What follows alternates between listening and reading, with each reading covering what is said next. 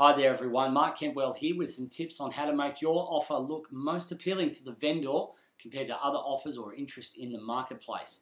So when it comes to making an offer, it's not just about the price. That's one component, but there's three main components that an owner will look at.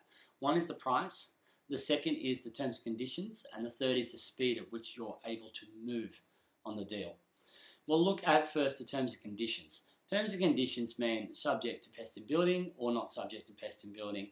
Whether it's a 5% deposit, 10% deposit, whether it's subject to finance, whether you've got other conditions you're asking for, whether you want a long settlement, things along those lines. Generally speaking, when it's a private treaty sale, you get a 5 working day cooling off period as it is. So there's not really a great need to make it subject to pest and building. You can pull out for any reason during your cooling off period. It is your choice to do so, and you will forfeit 1/4% of the purchase price, so $1,000 on a $400,000 property. But bear in mind that you have secured the owner and that they can't sell to someone else during that period of time.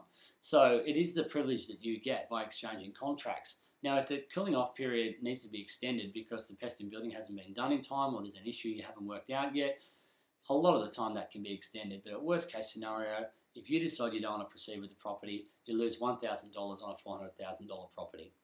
It's a small price to pay though when you think about if you don't exchange on that property and someone else makes a better offer than you, you might have to up your offer by $5,000 or $10,000 just to remain competitive. So it's a good peace of mind.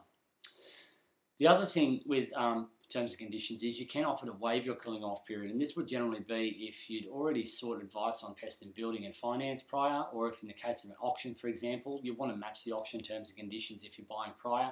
You might have seen the pest and building reports in a friendly auction and looked into your finances already. So that will enhance the appeal of your offer. The other factor that we were talking about was timing. So if you're prepared to move to contract immediately as opposed to a week or two down the track, that will definitely enhance the appeal of your offer, and the owners might be in a position where they can move quicker on another piece of real estate if they know that you can move quickly on theirs. Agents in New South Wales are authorised to exchange contracts, so we'll usually do that in conjunction with a solicitor as far as letting them know what's going on, getting them a copy of all the documentation. But generally speaking, the contracts are in a pretty exchangeable state. When we receive them into the office, they've got all the documents they need in them, and we can help you secure the property, and then you've got your cooling off period to do the rest of your due diligence. So it generally shouldn't take longer than about 48 hours to exchange a contract. There's very little with technology these days that would stop you exchanging a contract within 48 hours of having your offer accepted. The final one is the price. And if you are prepared to offer the best possible price on the property compared to other buyers, that will help. But just bear in mind, your terms and conditions and the speed you're prepared to move at will have an impact on whether your offer is accepted over others.